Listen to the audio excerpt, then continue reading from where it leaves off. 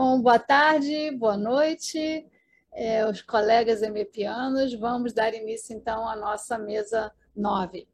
E nós vamos ter 2 ou 3 apresentações de 20 minutos cada, e depois a gente abre para perguntas e respostas.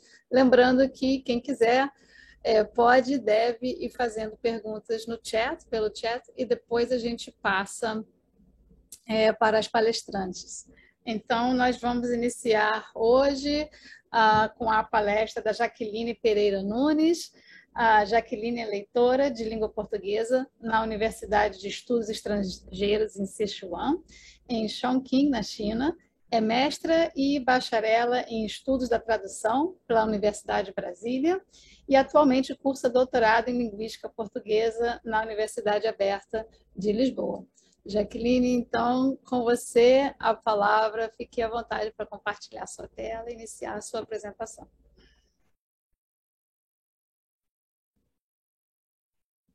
E acho que você tem que fazer o unmute.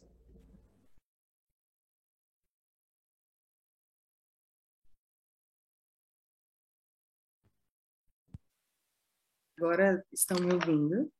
Sim. Ok. Então, vou compartilhar com vocês minha tela, um minutinho.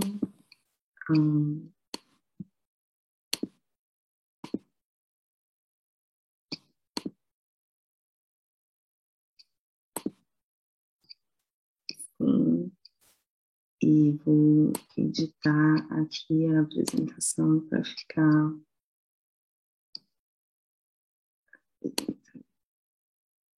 Ok, então vamos dar início.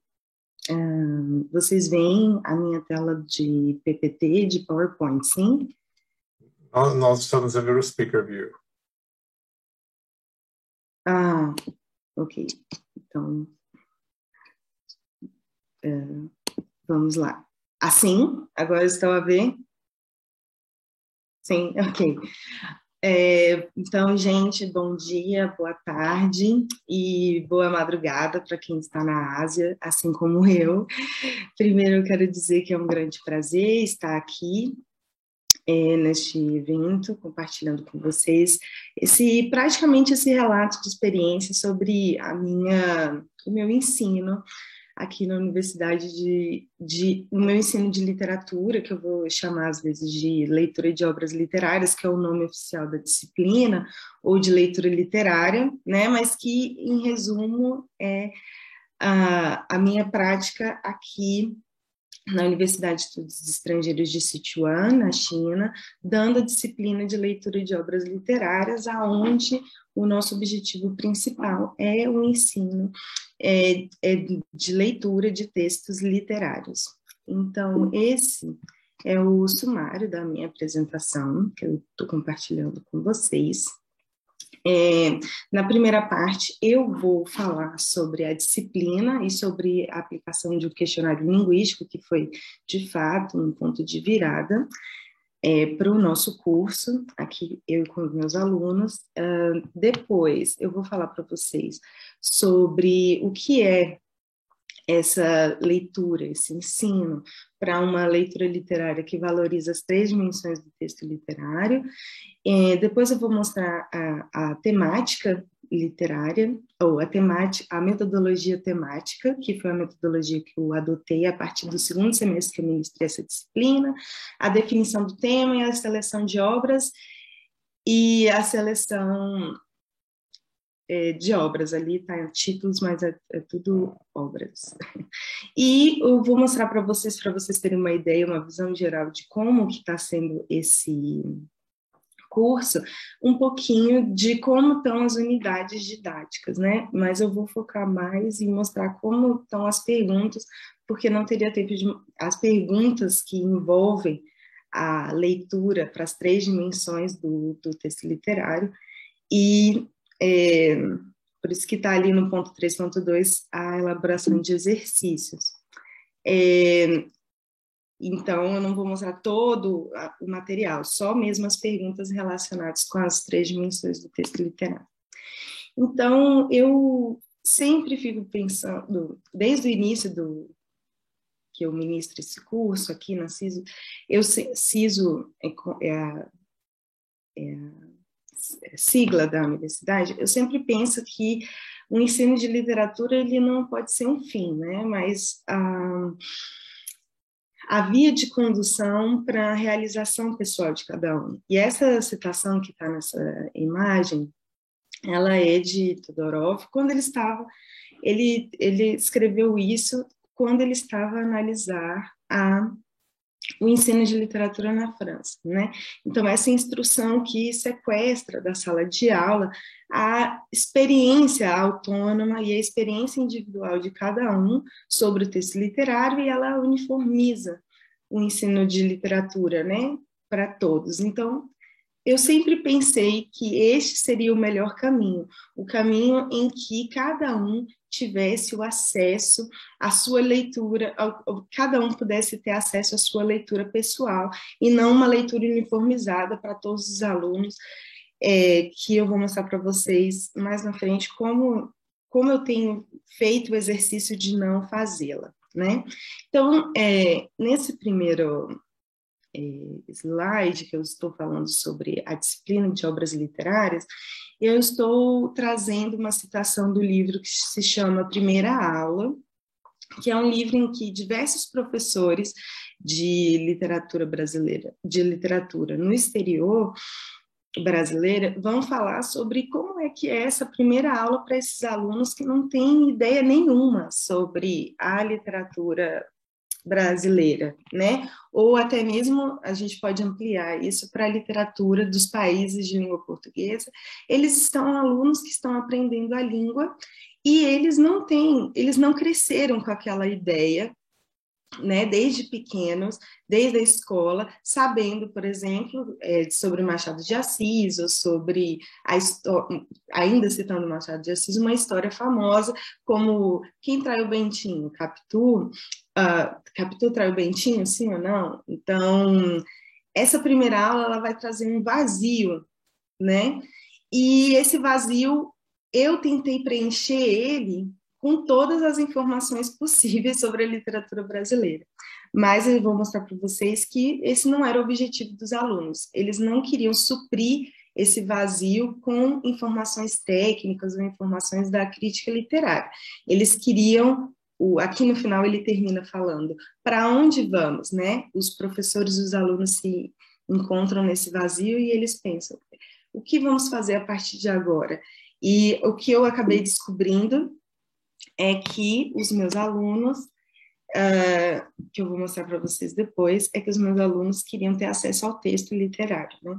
Então, se a gente olhar aqui, no primeiro momento, eu tinha escolhido trabalhar com os meus alunos usando uma sequência de periodização literária, né? Dando foco para lista de autores e lista de obras. Aí vocês vão me perguntar, mas aqui no seu módulo a gente pode perceber que depois do módulo 1 do que é literatura, tem realismo, modernismo e literatura contemporânea, e só depois simbolismo. Mas eu escolhi não seguir a linha cronológica, mas eu ainda assim segui, num primeiro momento, um plano em que eu mostrava a lista de autores e a lista de movimentos literários.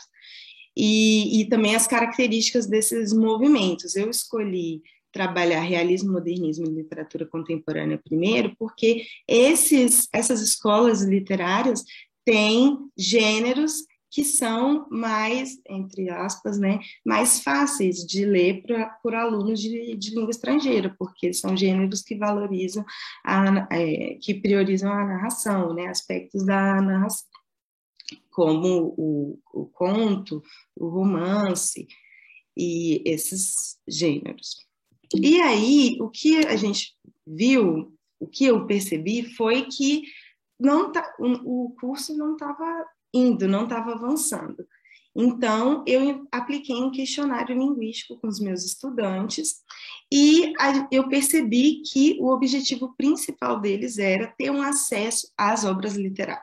porque eles achavam que aqueles textos sobre os autores, sobre as obras, que falavam sobre, tiravam deles o tempo de ler a obra. Eu falei, tá, então nós vamos começar a ler as obras e nós vamos fazer isso porque nós queremos não ter uma visão formulário, né, das obras literárias, em que eu vou entregar para vocês um questionário e vocês vão me descrever as principais ações ou quem são os personagens. Nós vamos ler as obras para realmente experimentar o texto literário e chegar nessa leitura de obras literárias para as dimensões do texto literário. Porque o meu objetivo principal era dar aos estudantes autonomia, uma leitura crítica, a possibilidade de se tornar leitores críticos em língua portuguesa, que é a língua estrangeira que eles escolheram estudar. Então, o Antônio Cândido fala bastante sobre isso, né? E não só o Antônio Cândido, mas vários críticos literários, né? Sobre a literatura desenvolver em nós a humanidade, né? Ela nos fazer compreender a nossa condição humana a partir da compreensão do outro. Então, eu escolhi a metodologia fundamentada na na metodologia temática, onde eu vou selecionar temas, né, e vou misturar textos literários de diferentes movimentos, de diferentes períodos literários, de diferentes autores, e principalmente de diferentes gêneros, para que os alunos possam ter uma visualização um pouco mais global, um pouco mais panorâmica da literatura daquela região e também para que eles possam experimentar mais o texto literário. Então, a definição dos temas eu fiz a partir da leitura do texto Raízes do Brasil, do Sérgio Barros de Holanda, e os temas foram, eu comecei com o território brasileiro, depois o tema foi o indígena, o sertanejo, o negro, as periferias brasileiras, né? Então, começando por esses temas aí. Vocês vão ver que os temas, eles nem sempre são necessariamente o mesmo nome da unidade, né? Então, aqui, à direita, né? Vocês estão vendo o meu plano de ensino, né? Ou parte do meu programa, o meu cronograma de leituras da Ementa. Então, nem sempre o nome do tema é o nome da unidade, mas os temas estão previstos nessas 1, 2, 3, 4, 5, nessas 5 unidades. Então, vocês podem ver que eu misturei gêneros diferentes, como, por exemplo, música e carta, né? Música e crônica de viagem, como está, por exemplo, em território. Ou então, se a gente for lá para o último, Vozes Periféricas, eu tenho o Diário, né, de Memória, de Carolina Maria Jesus, Quarta de Despejo, e tem um conto que está dentro do livro Os Ricos Também Morrem, de Ferrez, né? Então, aqui em Vozes Periféricas, eu escolhi trabalhar mais com textos de autores periféricos, né? Mas ainda assim, é um homem e uma mulher. E também tem uma canção, que é Comida, do Arnaldo Antunes. Seguindo, para vocês terem uma visão, né, de onde veio tudo isso. A escolha dos títulos não foi da minha cabeça, assim, sozinha, né? Vou deixar aqui para vocês derem uma olhada mais, mas aqui foi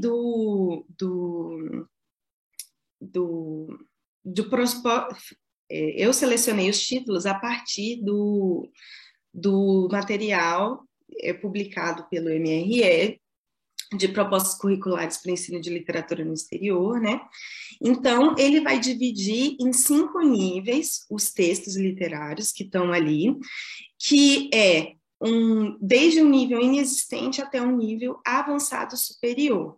E ele vai fazer esse texto orientador, né? Vai fazer essa sugestão de obras seguindo o próprio nível de proficiência do Self-Braz e do Quadro Comum Europeu de Referência, né, para o ensino de línguas. Então, aqui eu coloquei para vocês esta tabela pequenininha, mas aqui está todos os títulos de literatura sugeridos, todos, né, desde o nível literário 1 até o nível de até o nível de leitura literária 5, tá tudo aqui. Que vocês vão... eu achei que não era tão interessante trazer a imagem tão detalhada, porque vocês podem consultar esse material online e gratuito, né? Mas eu trouxe para vocês uma imagem de toda a minha seleção de obras, toda a minha seleção de títulos, né? Da minha escolha de títulos. Então, a gente vai ver que eu faço várias flexões, né? Eu sou bastante flexível com relação ao que eu falei na metodologia. Apesar de eu seguir, sim, os livros que estão ali na lista do Propostas Curriculares, do MRE, os que estão marcados de roxo, que é Carta Peruvés de Caminho, não, de amarelo, que é Um Dia na Aldeia, Meus 8 Anos, Poema Sem Nome, dentro do livro Tudo Nela Brilha, de Riane Leão, Quarto do Despejo, Os Ricos Também Morrem, são obras de autores que estão citados dentro da proposta curricular, mas que são obras que não estão lá presentes. E eu escolhi essas obras porque eu precisava privilegiar as obras que estão em amarelo, eu precisava privilegiar o que eu tenho aqui na minha biblioteca, tanto da universidade quanto da minha casa. Então, ficou assim esse panorama de obras. E aí, quando eu passei para essa escolha de título, seguindo a metodologia temática, eu criei, né, categorias de aspectos que eu via que poderiam estar presentes nas duas obras. Então, por exemplo, nas duas obras principais selecionadas para leitura. O curso, ele só tem 30 horas, cerca de 36 horas de aula, e cada encontro tem 1h30, com um intervalo de 20 minutos. Então, é muito rápido para a gente ler toda a obra. A gente lê partes da obra que eu vou selecionando, seguindo esses aspectos que estão marcados aqui no centro, de cor mais escura, como tempo cronológico, território geográfico, período histórico, voz do eu lírico, notoriedade, gênero da obra, mecanismos literários de enunciação. Então, por exemplo, em Carta de Peruvaz de Caminha e Canção do Exílio, o meu foco era o território brasileiro, né?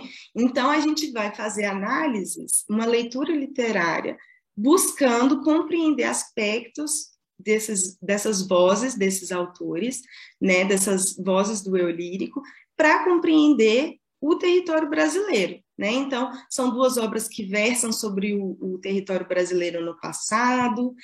O território geográfico de cada obra é diferente, porque em Carta de Peruvaz de Caminho o autor está no Brasil, no Nordeste, no litoral. Em Canção do Exílio ele fala sobre o Brasil, mas ele está em Portugal.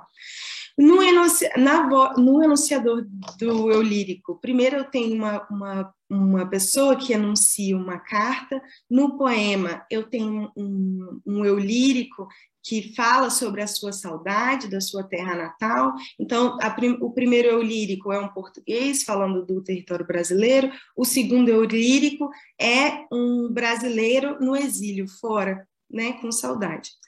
Aí, se a gente seguir, por exemplo, tem o segundo tema, né, a segunda unidade, a gente continua com Carta de Peruvaz de Caminhas e a gente vai ler um relato de um indígena, né, de Munduruku, um lindo livro que ele tem que se chama Um Dia na Aldeia. Então, aqui, na leitura de Carta de Peruvaz de Caminha, nessa segunda vez, nós vamos buscar, né, eu com os meus alunos, nós vamos buscar trechos em que se privilegie as descrições, o que Peruvaz de Caminha falou sobre os indígenas. brasileiros. E, por outro lado, nós vamos ter a oportunidade de ter acesso ao relato de um indígena, de como um indígena Munduruku, né, de uma tribo que está localizada no norte do Brasil, como que é o dia a dia deles, o que ele fala sobre a rotina dele, né? E aqui, para a segunda parte, eu adicionei um novo ícone na minha tabela de comparação, que é a edição de elementos paratextuais, porque Um Dia na Aldeia é uma obra repleta de elementos paratextuais. Eu tenho um glossário de português, palavras Munduruku, eu tenho notas sobre o autor, sobre o ilustrador, e uma ficha, né, informativa sobre o povo Munduruku. Depois, para o sertanejo, eu tenho o 15 de Raquel de Queiroz, né, que é um romance social, e um poema memorialístico de Casimiro de Abreu. Então, nós vamos passar por esses dois períodos históricos, um é de Grande Seca, o outro é o Brasil Colônia, no século XVII. No momento, eu estou no sertão do brasileiro, no outro também, mas em cada uma das obras eu tenho ou a narração em terceira pessoa ou um autor que vai trazer a voz dele de criança, né? As memórias.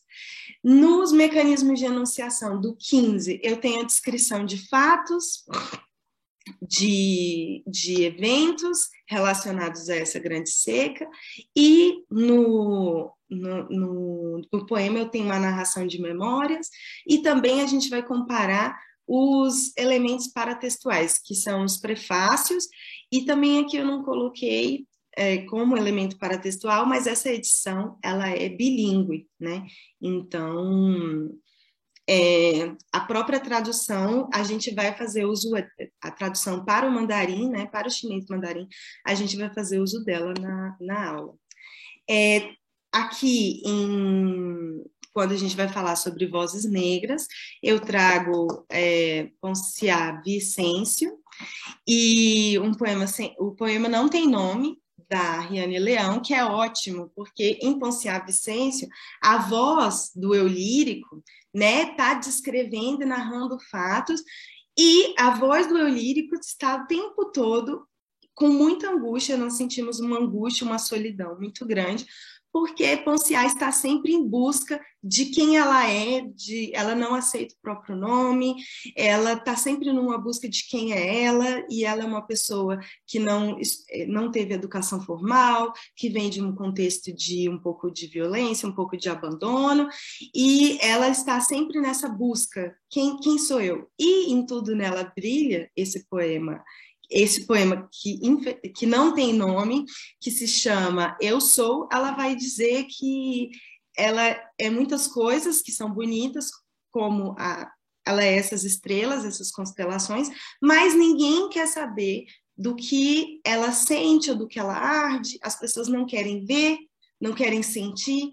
Então, essas duas obras juntas foi realmente muito interessante, né, em 2020, no ano passado, quando eu juntei, porque a gente pôde, os alunos puderam explorar bastante essa questão da busca por compreender o outro e compreender o eu. Então, eles tiveram que fazer muitas atividades em que eles tentavam explicar isso, e a gente vai ver mais lá na frente.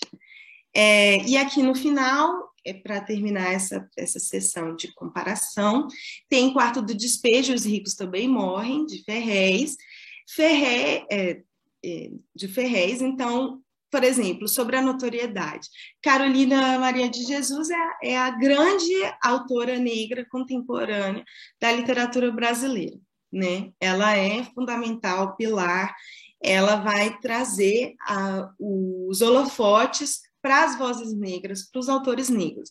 E o Ferrez, ele é uma espécie do que eu vou chamar aqui de príncipe das vozes periféricas, né? Ele é um grande representante dos autores negros, mas também periféricos, que estão à margem, não é? Então, é muito interessante ler a obra dele e sentir aquele registro da Zona Leste de São Paulo, né? Escrito, né? Antes eu mostrava para os meus alunos rap, ou então alguns vídeos, e ver isso materializado numa obra literária trouxe para a gente uma grande ampliação da nossa visão sobre o que é também o Brasil. É muito interessante, eu sugiro que todos leiam Ferrez, assim como autoras negras, como Conceição Evaristo e Carolina Maria de Jesus. Então, aqui agora eu vou mostrar para vocês como que estão essas unidades. Eu só vou mostrar para vocês, eu quero dar esse alerta, que eu só vou mostrar para vocês as perguntas orientadoras para essa leitura literária, né? Das 3 dimensões do texto literário. Eu não vou mostrar toda a unidade didática, porque não daria como, mas na minha unidade tem sim aspectos relacionados a primeiro, exploração do vocabulário, depois, perguntas mais formulário, né, para ver se o aluno ele entendeu aquela sequência de fatos, e por último, ou nem sempre por último, ali mais ou menos misturado, a gente tem as perguntas. E eu gosto muito desse poema de Mendes, que eu acho que tem muito a ver com a nossa prática didática de ensino, né? Que a gente assiste em Nós, um Desdobrar de Planos. Ele está falando sobre o plano da poesia, né? Como que o autor vai fazendo a poesia, mas a gente que é professor, a gente também faz poesia com os nossos materiais, né? As nossas mãos veem aquele material impresso, aquele papel, os nossos olhos vão ouvindo as nossas ações didáticas de sala de aula e o nosso cérebro vai se movendo, e é muito interessante como a gente pode promover isso em sala de aula, né? Então, as dimensões do texto literário que eu quero trazer para as perguntas que eu vou mostrar em alguns minutos é uma construção de objetos autônomos como estrutura e significado. Então, eu quero que, a partir dessas leituras, os meus alunos possam perceber que o texto literário, ele não se encerra no momento em que, a compreensão não se encerra no momento em que a gente termina a aula ou vai embora para casa. Essa estrutura e esse significado, eles são autônomos, eles podem ser mutáveis a cada nova leitura, e principalmente porque nós lemos textos, a maioria, que não são traduzidos para o mandarim, né? Então, eu sempre, às vezes, para o chinês mandarim, então, às vezes, eu às vezes sempre não, eu sempre falo para eles, vocês vão falar sobre essa obra para os pais de vocês, para as avós de vocês vão falar sobre como os autores literários brasileiros constroem ideias e sentidos, e eles no início diziam não, só que agora eles estão cada vez mais dizendo sim, sim, sim, sim. Né? No momento 2, a literatura, ela também é uma forma de expressão, né? E principalmente uma forma de expressão de si, né? A partir do momento em que a gente se conhece, a gente pode conhecer o outro. E também uma forma de conhecimento, né? Então, a minha aula, ela tem objetivos, como eu mostrei para vocês na ementa, eu tenho que aplicar uma prova final, então eu acho que esse conhecimento que ele está difuso e inconsciente, nós, enquanto professores, né, com as nossas visões metodológicas didáticas, nós vamos organizar para que os nossos alunos tenham melhor acesso a isso. E os meus planos de aula vão seguir aspectos de um plano de leitura, que não precisa ser necessariamente nessa ordem. Que está a nomeação, que é a elaboração de paráfrase da obra literária. Então, o que está dizendo, o que diz, qual que é a história, descrição, que é para descrever elementos técnicos constitutivos, então a voz do eu lírico, rima, figuras de linguagem, função da linguagem, qualquer coisa assim. A avaliação, em que nós, enquanto leitores, vamos construindo relação entre esses elementos técnicos, né? E a extrapolação, que é aí quando a gente relaciona as obras com outros contextos, com outras obras, com outras realidades. Então, por exemplo... Desculpa interromper, mas eu só quero te avisar que a gente já está nos 27 minutos. Então, ok. Então, eu vou me encaminhar para o final, mostrando um plano de leitura da última unidade, né, que é o Quarto de Despejo e Os Ricos Também Morrem, do Ferrez. Então, para nomeação, por exemplo, em Quarto de Despejo, eu falo tem uma pergunta em que eu peço para que os alunos descreverem como são os dias de Carolina a partir do que ela conta. E em Prato Feito, de Ferrez, que é um conto que está dentro desse livro, eu peço para eles descreverem os fatos que acontecem naquele conto, dando ênfase às ações que se relacionam com o trabalho.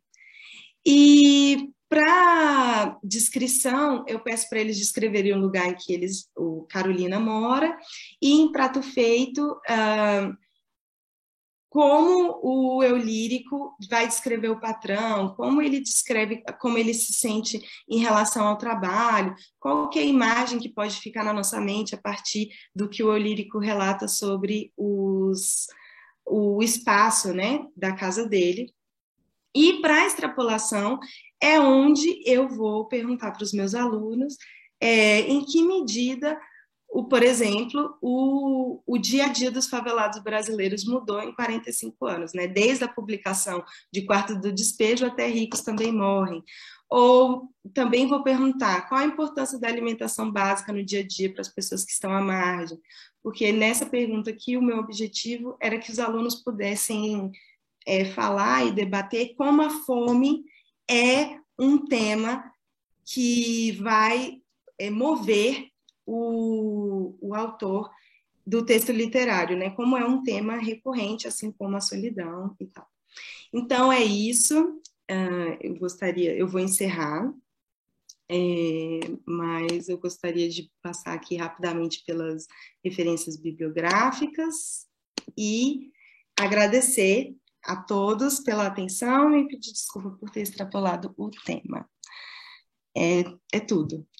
Obrigada. Muito obrigada, Jaqueline. Excelente apresentação, bastante elogiada aqui no chat pela seleção de obras e pelo trabalho tão interessante e tão cuidadoso.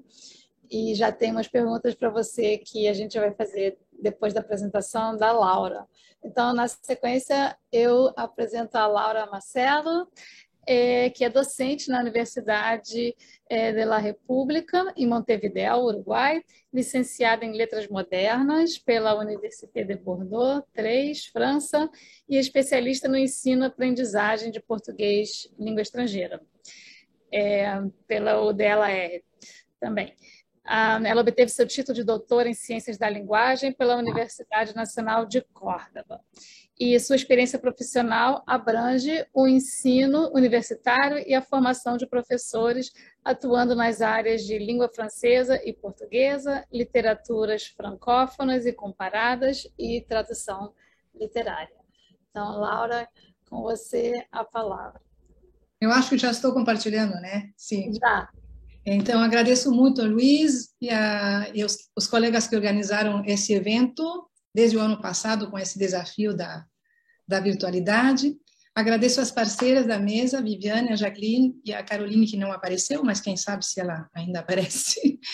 E a todos vocês que ainda estão escutando neste final da tarde, pelo menos aqui onde eu estou. Bom, a proposta sobre ensino do português que eu trago para vocês está inserida em uma perspectiva plural, em que o aprendizado de uma língua é feito em diálogo com outras línguas.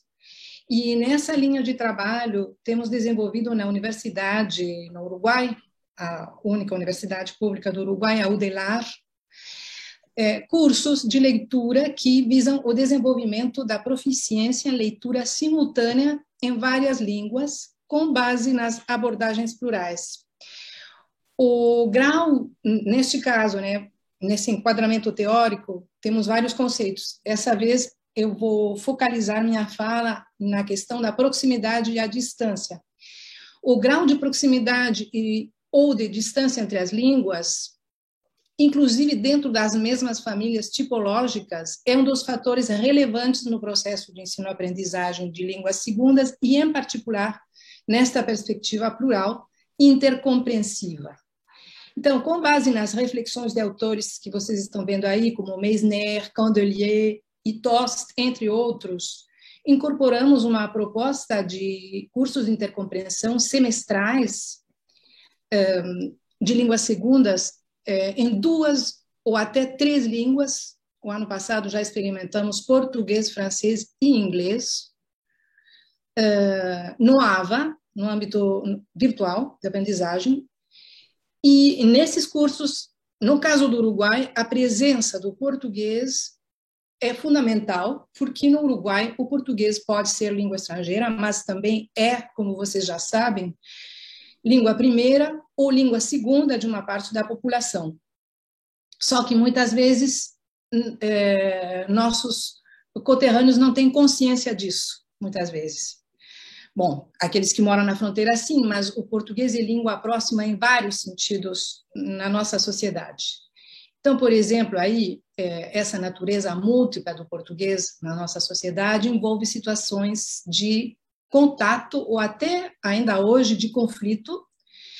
E isso me levou, então, a colocar o foco nessa aparente dicotomia que coloquei no título, na segunda parte do título de minha apresentação, o português entre a língua estrangeira e a língua próxima. Como é percebida a língua portuguesa pelos estudantes no Uruguai, um país vizinho do Brasil, através de uma fronteira aberta, como vocês podem ver aí no mapa. E, além disso, um país que, como o Brasil, teve como primeira colonização a colonização portuguesa. Não foram os espanhóis que chegaram primeiro, foram os portugueses. E os possíveis efeitos dessa percepção na aprendizagem do português. Lembro, para quem não me escutou em versões anteriores, que nós, no Uruguai, não temos língua oficial. O espanhol é a língua mais comum, mas não é oficial. Não temos línguas oficiais no Uruguai. É uma política linguística muito particular. Por isso que temos o chamado português do Uruguai também, que é aquele português de fronteira. Então, assim colocados no título, esses dois sintagmas relacionados pela preposição entre estão unidos ou separados. Devem ser interpretados como 2 polos de uma oposição ou, pelo contrário, como parte do contínuo que abrange a totalidade do repertório linguístico de uma pessoa. Se o critério for a tipologia linguística clássica, tradicional, né, uma língua próxima pode ser estrangeira e vice-versa. Não haveria oposição. Na área das abordagens plurais, entendemos por línguas próximas aquelas línguas parentes, do ponto de vista linguístico, e as línguas vizinhas, as chamadas línguas vizinhas, são as línguas próximas por critérios geográficos e históricos. Então, em que medida o português, língua vizinha, pode ser considerado pelos uruguaios também tanto língua estrangeira quanto língua próxima, e como é entendida essa proximidade pelos estudantes.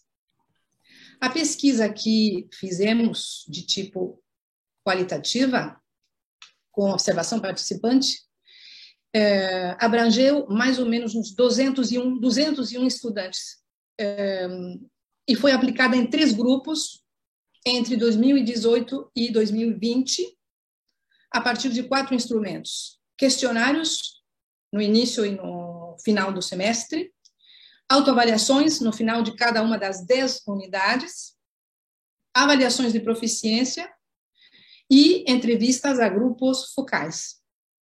Então, vejamos as apreciações do conjunto dos estudantes que surgem do primeiro instrumento utilizado nesta pesquisa, um questionário proposto no início de cada curso para conhecer as representações e as expectativas dos alunos sobre as línguas envolvidas. Então, a pergunta não era só sobre o português, mas eu vou isolar o que tinha a ver com o português. Era sobre o português, o francês e o inglês. Então, a pergunta era: você tem estudos prévios de português? Obviamente, a interface está em espanhol, porque devo esclarecer que os estudantes que se inscrevem neste curso, em princípio, eles vão começar o estudo, através da leitura só, das 3 línguas. Eles podem perfeitamente não saber nada dessas 3 línguas. Não é a realidade, mas porque vários têm estudos no ensino médio, mas começamos de zero, né? Então, essa pergunta para 2018 obteve 48 respostas e apenas 38%, mais ou menos, respondeu afirmativamente. Se levarmos em conta que 70% dos estudantes tinha mais de 34 anos, os resultados respondem muito provavelmente ao fato de que o português não foi ensinado no sistema público, apesar do Mercosul, até 1996. Ainda que, a partir de 1996, o estudo do português no Uruguai continua não sendo obrigatório, é opcional. Já para o ano 2019, a pergunta era a mesma, você tem estudos prévios de português?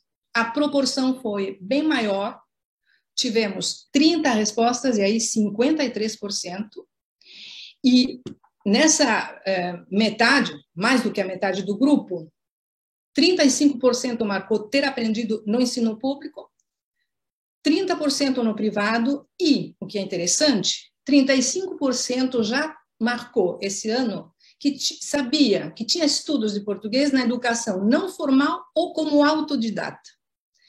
Agora, esse autodidatismo, o que é que ele encerrava, né? Então, decidimos, no ano seguinte, mudar a pergunta para você tem conhecimentos prévios de português, e aí já desglossar essas respostas. Tivemos um grupo massificado de mais de 100 pessoas. Lembro que o ano passado me disseram como é que você vai fazer com 142 foram inscritos, de todas as faculdades da UDELAR, todas as áreas. Fizemos essa modificação, em vez de falar de estudos, mudamos para conhecimentos, e em 124 respostas, 46% disseram que sim, que tinham conhecimentos, e nesse 46%, a percentagem de pessoas que estudam no ensino público aumentou um pouco, porque lembrem que o estudo público é opcional. Uma possível razão é que, contrariamente aos grupos anteriores, neste grupo recebemos estudantes, então, de toda a universidade e mais jovens. Quase 40% optou pelo autodidatismo ou educação não formal, e o dado mais interessante é que, pela primeira vez, 12,5% marcou que tinha conhecimentos de português por se tratar de uma língua própria, que eles consideravam uma língua própria. Isso é bastante inovador, né? Porque o uruguaio não reconhece que tem o português, mesmo que seja de fronteira, às vezes ele não reconhece por questões identitárias, psicológicas, e de muitos anos, uma etapa histórica marcada, inclusive, pela ditadura, de rejeição do português. Então, o questionário também incluía uma pergunta sobre quais as principais dificuldades com as quais eles esperavam ter que lidar. Se você nunca estudou essas línguas, quais aspectos você acha que serão mais difíceis na aprendizagem? E 42% marcou a gramática. O que é interessante comparar com o que eles marcaram para o francês. Para o francês, eles marcaram 54% marcou o léxico, não marcaram a gramática para o francês e marcaram a gramática para o português. Isso tem que ser aprofundado, temos que aprofundar esses estudos, né? Ou seja, apesar da pertença à mesma família tipológica, em que o espanhol e o português estão entre as línguas mais parecidas, o foco foi colocado na gramática para o português. Agora, vamos olhar de perto como foram evoluindo essas representações à medida que avançou o curso. Para isso, um dos instrumentos foi a autoavaliação que fecha cada unidade didática. Os programas de intercompreensão utilizam muito como estratégias as atividades metacognitivas, metalinguísticas. Lembrem que focamos quase sempre só uma habilidade, então isso permite se concentrar nessas atividades. E apoiamos nossa reflexão na noção de psicotipologia linguística proposta por Kellerman, que é uma variante da tipologia que dá conta da distância entre as línguas percebida pelo aprendiz. Percepção que nem sempre corresponde à distância tipológica real ou descrita pelos linguistas. Esse fenômeno é dinâmico e depende do desenvolvimento da competência metacognitiva e da consciência metalinguística do aprendiz. Então, uma das perguntas foi: alguma das línguas do curso ajudou você a entender as outras línguas? Em caso afirmativo, dê exemplos. Em caso negativo, comente por quê. Em comunicações anteriores, nós tínhamos salientado um dos conceitos da abordagem intercompreensiva, que é a língua-ponte. A língua-ponte é aquela que oferece as bases da transferência. E tínhamos salientado também o papel do português como língua-ponte, pelas razões que já expliquei, históricas, de sociedade, etc. O pressuposto por trás desta pergunta é, então, essa ajuda que o português deveria fornecer quando o estudante é hispanofalante. A maioria dos estudantes tem uma visão coincidente com essa convicção. Por exemplo, vamos olhar comentários esses comentários são da segunda, da terceira e da penúltima unidade. Segunda, terceira e novena unidade do curso. O português, eu vou ler só que coloquei em negrito para ir mais rápido, né? Português é o idioma que mais capto, desde meu espanhol. Me ajuda mais o português. Também eles colocam o francês, né? A similitude com o português continua sendo para mim o maior apoio, é mais similar ao espanhol e também tem conexões com o francês. Sinto o português mais próximo, me parece um idioma muito parecido com o espanhol, que não me custa pensar. A redação, eu traduzi como eles escreveram, né? Olhem só essa resposta aqui, que interessante. Pelos termos utilizados, o português é mais amigável. Eu já vinha lendo em português e estava mais familiarizado.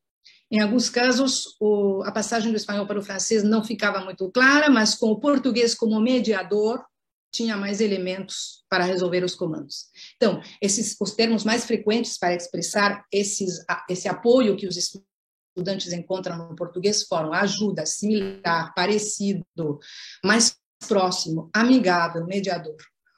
É que abordar o ensino plurilingüe em termos de proximidade ou de distância é uma opção pedagógica que visa não apenas o ensino-aprendizagem de línguas, mas também, numa perspectiva humanista, a valorização de tudo aquilo que temos em comum dentro da diversidade. Ora, justamente o fato de colocarmos em primeiro plano a proximidade deixa em evidência que existe também uma especificidade de cada uma das línguas que pode criar distância ou até estrangeiridade. Embora a maioria dos estudantes experimente uma familiaridade, uma hospitalidade no português, que favorece a entrada nos textos, no caso desse curso, tem vários estudantes para quem essa língua permanece como uma língua outra. E, segundo a perspectiva psicotipológica, não é apenas uma questão de falsos cognados, ou seja, um assunto limitado aos aspectos lexicais. Uma das explicações possíveis, como vocês veem nessas respostas, provém do conceito de língua, do conceito de leitura, do conceito de aprendizagem que esses estudantes trazem de suas experiências anteriores, tanto com a língua materna, que é uma questão bastante... Eu acho que compartilhamos com o sistema brasileiro a questão da importância do gramaticalismo no ensino da língua 1, também de como eles estudaram o inglês, muitas vezes, com visões muito estruturalistas, e eles trazem isso, faz tempo já, né, para a sala de aula. As conjugações me resultaram mais difíceis em português, muitas vezes com o português a coisa vira mais complicada, mas o francês sem problema. Vocês esperavam isso? Bom, na verdade, nenhuma outra língua fora do espanhol me ajudou para compreender outros idiomas. Então, é por esta razão que, eu não, acho que está muito pequeno isso aí, mas as atividades de intercompreensão estão baseadas na articulação entre proximidades e distâncias e no desenvolvimento de estratégias de transferência de conscientização, contribuindo para a formação do aprendiz na própria ampliação e gestão de seu repertório plurilingüe e de diversas estratégias metalinguísticas e metacognitivas. Por exemplo, aqui nessa atividade temos uma mediação cognitiva para os casos de gestão da distância, das palavras que chamamos opacas, não transparentes. Por exemplo, a palavra plusieurs do francês. Então, em vez de passar para o espanhol, pela tradução pelo espanhol, passamos pelo português. E aproveitamos para ensinar português através de sua transparência. Tá? Bom, estou passando um pouco rápido, mas esse é só um exemplo. Quais foram os comentários finais dos alunos sobre sua proficiência? Então, vamos olhar para o grupo de 2018, onde conseguimos fazer umas entrevistas de grupos focais interessantes. E foram escolhidos 4 estudantes que terminaram o curso, tentando manter um equilíbrio razoável entre as áreas de estudo, as idades. Aí são todas mulheres, mas tá, é porque a maioria eram mulheres. E o nível de formação, vocês veem aí estudantes de curso técnico, estudantes de graduação, uma estudante de pós e uma funcionária, porque tínhamos funcionários também muito interessados nesse curso. Devo lembrar que a linha temática do curso era leituras sobre a América Latina, a partir do gênero, principalmente do gênero ensaio. Então, partíamos de textos da imprensa e passávamos pela Carta de Caminha, passávamos pelo Darcy Ribeiro, por Gilberto Freire, etc., e Frantz Fanon no francês, etc. Então, olhem só para as respostas, e já vou terminando, aí é um quadro um pouco denso de informações, mas, por exemplo, a segunda aluna respondeu na entrevista, né? Este curso me levou a observar as similitudes. Ela falava do italiano, que ela conheceu o italiano, sem misturá-los. Incrivelmente, para ela era incrível ter passado por esse curso que ajudou ela a não fazer mais, quer dizer, a saber aproveitar as semelhanças, mas também a não misturar português com inglês. A terceira, que era uma estudante que tinha estudado francês 6 anos, uma estudante de pós-graduação e com 59 anos, tinha muitos preconceitos quando ela começou, muitos preconceitos contra o português, e olhem o que ela colocou. Mas ela sempre foi muito sincera e muito interessante, porque ela era professora de literatura. Nunca tinha pensado que o português ia se tornar uma forma de comunicação que eu pudesse adotar facilmente, porque está muito próximo do espanhol e sempre temi essa proximidade. E agora tenho uma sensação completamente diferente por causa desse curso. E ela teve 83% de aprovação.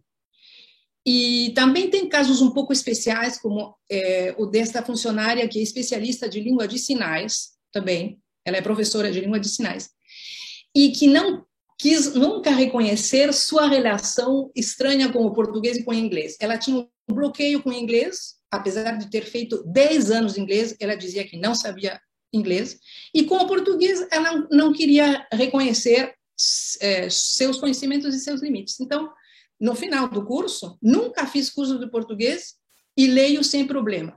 E ela não estava lendo o curso que ela acabou de fazer. Quando ela fala, nunca fiz curso de português, ela incluiu o curso que ela estava terminando e em que tirou 75%. Então, temos que aprofundar também sobre esses casos.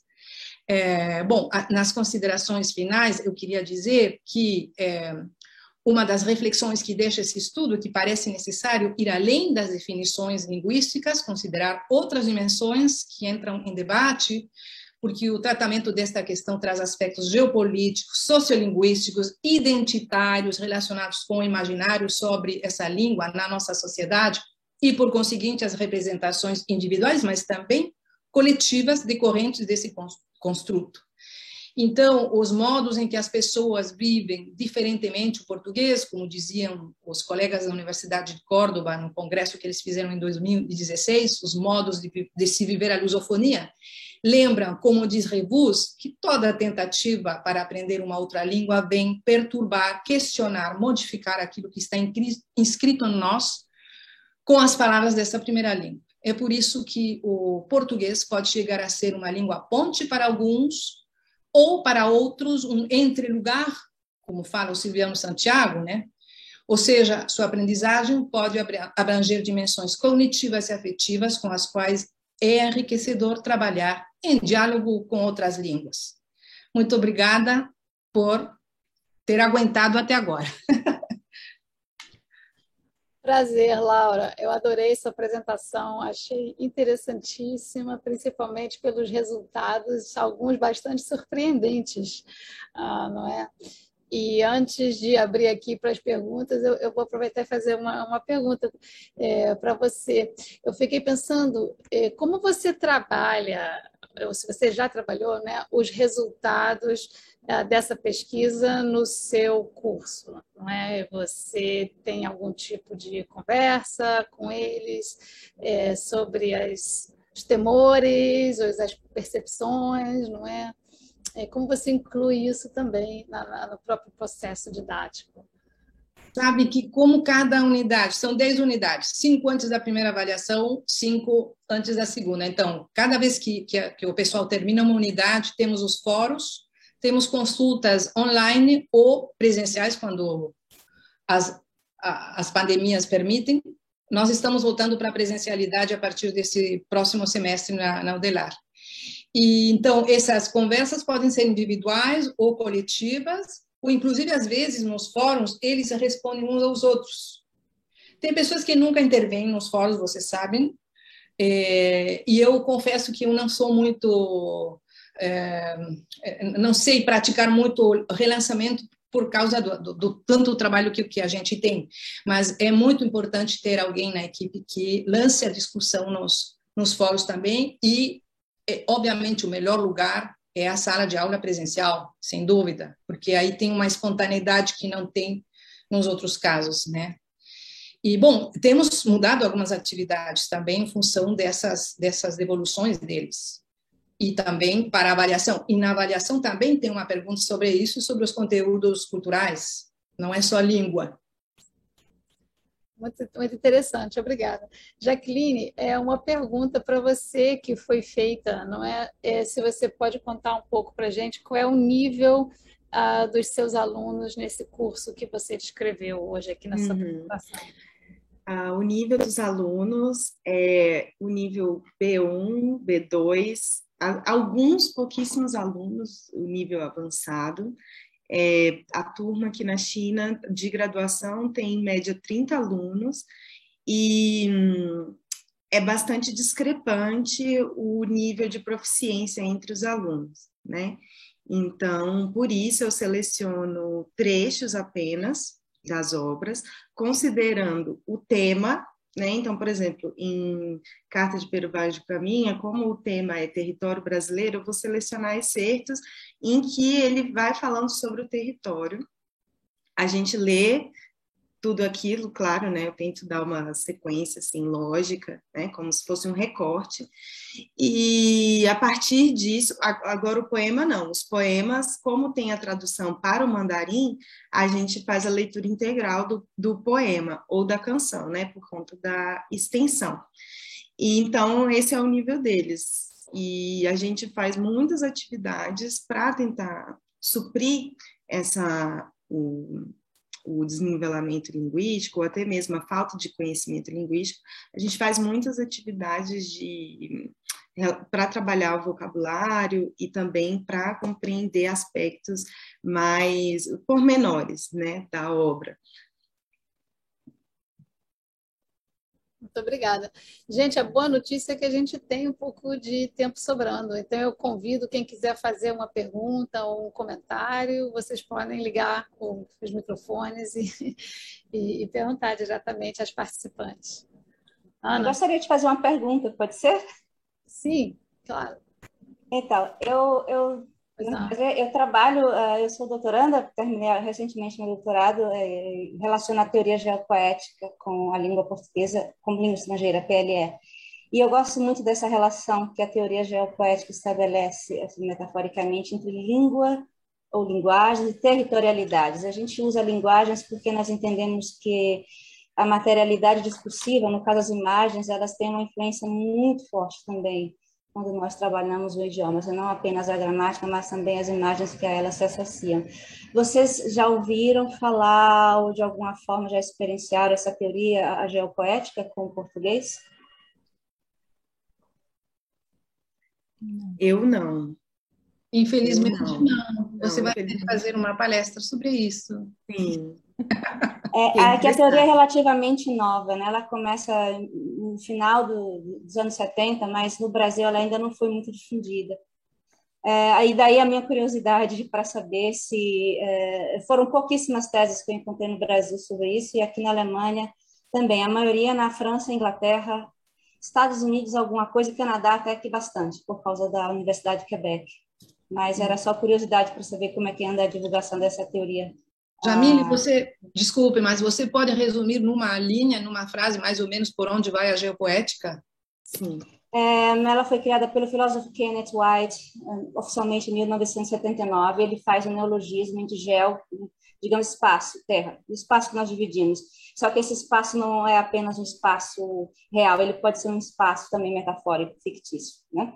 E poética não é poética como poesia, não. Poética é dinâmica de pensamento. Ele se baseia na teoria do nous aristotélico, dinâmica de pensamento, de que forma o meu entendimento de mundo, neste caso específico, através de uma língua, engendra outras formas de pensar. Ele chama isso de mindscapes, paisagens mentais, e a isso ele se refere como uma territorialidade, né? O que é mostrado, de que forma nós podemos explorar, através dessa relação, outras formas de ver, de perceber nessa língua. E daí aponta-se também, voltando, não apenas a língua em si, eles usam mais a expressão linguagens, ou seja, atrelado à língua, atrelado a esse aspecto de gramatização, tem que haver uma espécie assim vou usar assim, jogos de linguagens de forma a quebrar paradigmas. Porque a geopoética ela trabalha com uma dialética entre os 6 pilares, que ele chama de Motorway of versus Civilization, e o nomadismo intelectual. Então, é de que forma, através do aprendizado de uma língua, eu posso ver diferentemente afora os paradigmas incutidos. Nesse caso específico, aí eu estou me referindo a um processo de decolonização mesmo. Lembrando o que você falou da sua aluna que tinha um preconceito imenso em relação ao português, eu não sei o que ela pensou, mas aqui na Alemanha eu me deparo muitas vezes também com alunos que vêm com a cabeça cheia de estereótipos, do exótico, do folclórico sobre a nossa cultura, e muitos livros didáticos reforçam isso. A indústria cultural, idem. Com certeza. Legal. Mas vale a pena conhecer, gente, a teoria é maravilhosa, viu? Com certeza. Ana Lima, você tinha uma pergunta, um comentário? Não, não é bem uma pergunta, não. A minha colega que está aqui também, a Alice MacLean, ela faz um trabalho com a Canção do Exílio. Na verdade, depois que ela começou a fazer isso, eu passei a fazer também, em que os alunos decoram, eles detestam, eles decoram a Canção do Exílio, e para o midterm eles vêm, né, individualmente, declamam, e aí tem uma conversa sobre vocabulário, sobre imagens, sobre mensagens, sobre o que significa isso ou aquilo, e impressões gerais. Mas o interessante é que depois, em cursos subsequentes, eles adoram ter decorado esse poema, sabe?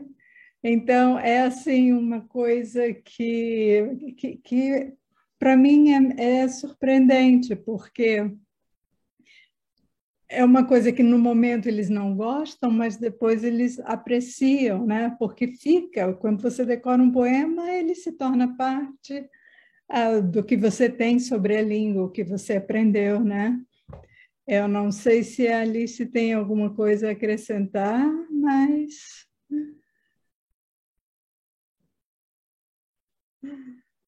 Talvez não.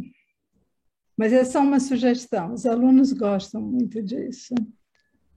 É um pretexto, realmente, porque eles têm que enfocar a pronúncia e tudo, mas como a Ana falou, fica. E eles guardam por muito tempo. E uma vez a gente foi no restaurante, muitas turmas, todas juntas, e no restaurante, todas as turmas recitaram o poema, e foi uma coisa, você se lembra disso, Ana? Foi muito impressionante Não, e foi ouvir todas aquelas interessante vozes. porque a dona do restaurante é uma brasileira, né, que mora em Chicago. E, assim, a Canção do Exílio é um poema significativo para quem mora fora do Brasil, sabe? Então, os alunos fizeram essa homenagem para a dona do restaurante e foi muito legal. E depois, no curso avançado, eu sempre trabalho com a Canção de Regresso à Pátria, que é do, meu Deus do céu, eu acho que é o Oswald de Andrade, que ele faz uma paródia à Canção do Exílio. Eu ia falar disso. E os alunos, quando nós lemos esse poema, os alunos declamam, né? Os que tiveram a oportunidade de decorar em cursos anteriores, eles lembram e eles sabem fazer a conexão muito bem entre o romantismo e o modernismo, sabe? Então é uma coisa para... Sabe, o passo final, qual seria que eu faço nos meus cursos também mais avançados? Terminar com João Ubaldo Ribeiro e a paródia que ele faz em Viva o Povo Brasileiro. Dos mesmos trechos, de Caminha, passando por Oswald de Andrade, até chegar a esse romance, que é um romance antropofágico, Viva o Povo Brasileiro, né? Sem dúvida. É muito interessante de se fazer. Porque aí você tem a distância também. Sim. Com relação interessante, eu não tinha feito essa conexão, mas agora, obrigada. Vou usar, porque eu tenho esse Viva o Povo Brasileiro. Quem mais tem alguma pergunta ou algum comentário?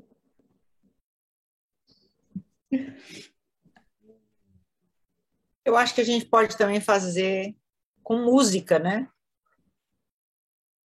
Meus alunos, às vezes ex-alunos meus passam na universidade e cantam algum trechinho de uma música que eles aprenderam na minha aula. Então, quer dizer, aquela trovinha, né? Aquelas 4 linhas ficaram, né?